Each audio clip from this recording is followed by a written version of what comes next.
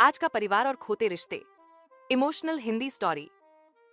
रामप्रसाद 80 के बूढ़े बेटे संग शहर में रहते थे, पर बुढ़ापे में अकेले रहना मुश्किल था। इसीलिए संदीप उन्हें शहर ले आया था। 3 कमरे का फ्लैट था, आराम की सारी सुविधाएं थीं।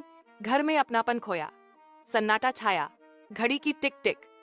संदीप मैनेजर, पूजा टीचर, सुबह शाम व्यस्त, बेटे को समय कम, अंश से बात का समय नहीं, दादा का साथी अकेलापन दूर करता, सारी बातें सुनाता। दादाजी, आज मैं क्रिकेट में आउट नहीं हुआ, या आज मैम ने मेरी कॉपी की तारीफ की। दादाजी उसकी हर बात बड़े ध्यान से सुनते और मुस्कुराकर कहते, मेरे शेर ऐसे ही मेहनत करता रहे, बहुत आगे जाएगा। रामप्रसाद की आंखों में बीते दिनों की यादें उतर आईं। वो बड़ा आंगन जिसमें पूरा परिवार रहता था, भाई बहन भतीजे भतीजियां सब मिलजुल कर रहते। त्योहारों पर पूरा घर जगमगाता, सब मिलकर खाना बनाते, हंसी ठिठोली होती, बुजुर्गों का आशीष, यादें आंगन दीवारों में सिमटा। संदीप ऑफिस से लौटे, थके सोफे पर गिरे। पूजा भी थकी, उलझे। संदीप बोला, पापा डॉक्टर को दिखाओ, जरूरी काम है। जो कभी उनकी उंगली पकड़कर चलता था, अब उनके लिए समय निकालने में कठिनाई महसूस करता। एक बार अंश को स्कूल में परिवार पर निबंध लिखना था। उसने दादाजी से पूछा, दादाजी परिवार किसे कहते हैं? रामप्रसाद जी की आंखें भर आईं।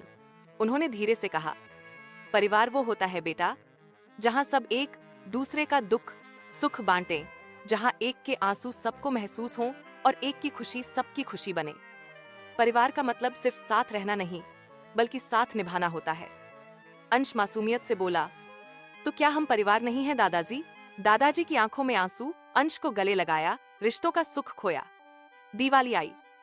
रामप्रसाद जी ने सोचा, इस बार घर में रौनक होगी। उन्होंने अंश से कहा, बेटा चलो मिट्टी के दिए सजाते हैं, जैसे पुराने दिनों में होता था। अंश ने खुशी से हामी भरी, लेकिन संदीप और पूजा बोले, पापा अब ये सब झंझट कौन करे, हम लाइट्स लगा देंगे, आसान रहेगा। पूजा ने मिठाइयां भी बाजार से मंगवा ली। न घर में मिठाई की खुशबू थी, न मिलजुल कर पकाने का मजा। चारों ओर बल्बों की चकाचौंध थी, पर उसमें अपनापन नहीं था। रामप्रसाद जी बालकनी में बैठे चुपचाप आसमान की ओर देखते रहे। उनकी आंखों से आंसू बह निकले। उन्हें वो दिवाली याद आई जब पूरा परिवार मिलकर लड्डू बनाता था, बच्चे शोर मचाते थे और घर सच्ची खुशी से जगमगाता था। समय बीतता गया। एक दिन अचानक रामप्रसाद जी बीमार पड़ गए। डॉक्टर ने कहा, इन्हें दवाई के साथ साथ प्यार और देखभाल की जरूरत है। संदीप ने नर्स रख दी ताकि वो ऑफिस जा सके, और पूजा स्कूल। इलाज था, पर अपना